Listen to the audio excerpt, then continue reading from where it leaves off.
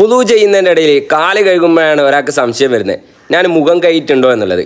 എന്നാൽ എന്താ ചെയ്യേണ്ടത്? ഇനി അതല്ല, വുളുവൊക്കെ കഴിഞ്ഞ് നിസ്കാരത്തിൻ്റെ ഇടയിലാണ് ഒരാൾക്ക് സംശയം, ഞാൻ വുളുവിൽ മുഖം കഴുകിയിട്ടുണ്ടോ എന്നുള്ളത്. എന്നാൽ എന്താണ് ചെയ്യേണ്ടത്? നമുക്ക് നോക്കാം. ഇതൊക്കെ പറയുമ്പോൾ നിങ്ങൾക്കൊരു സംശയം ഉണ്ടാവും, വുളു എന്നുള്ള ചെറിയൊരു സംഗതിയല്ല, അതിൻ്റെ ഇടയിൽ സംശയമൊക്കെ വരുമെന്ന്.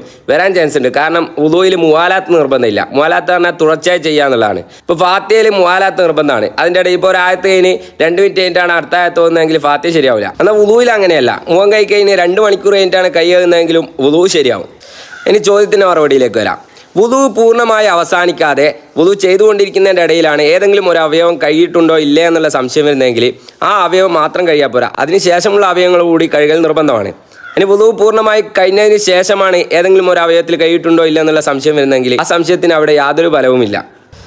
കുളിയുടെ വിഷയത്തിലും ഇതേ നിയമം തന്നെയാണ് വരുന്നത്. പക്ഷേ കുളിയിൽ തർത്തീവ് നിർബന്ധമില്ലാത്തതുകൊണ്ട് തന്നെ കുളി പൂർണ്ണമാകുന്നതിന് മുന്നേ ഏതെങ്കിലും ഒരു അവയവം കഴുകിയിട്ടുണ്ടോ എന്നുള്ള സംശയം വന്നു കഴിഞ്ഞാൽ ആ അവയവം മാത്രം കഴുകിയാൽ മതി. എന്നാൽ കുളി പൂർണ്ണമായതിന് ശേഷമാണ് സംശയമെങ്കിൽ ആ സംശയം കൊണ്ട് യാതൊരു ബുദ്ധിമുട്ടും ഉണ്ടാവുന്നതല്ല. നമ്മുടെ നിത്യജീവിതത്തിൽ ആവശ്യമായ ഇതുപോലുള്ള അറിവുകൾ ദിവസവും നിങ്ങളിലേക്ക് എത്താൻ ഈ ചാനൽ ഇപ്പോൾ തന്നെ ഫോളോ ചെയ്ത് വെക്കുക.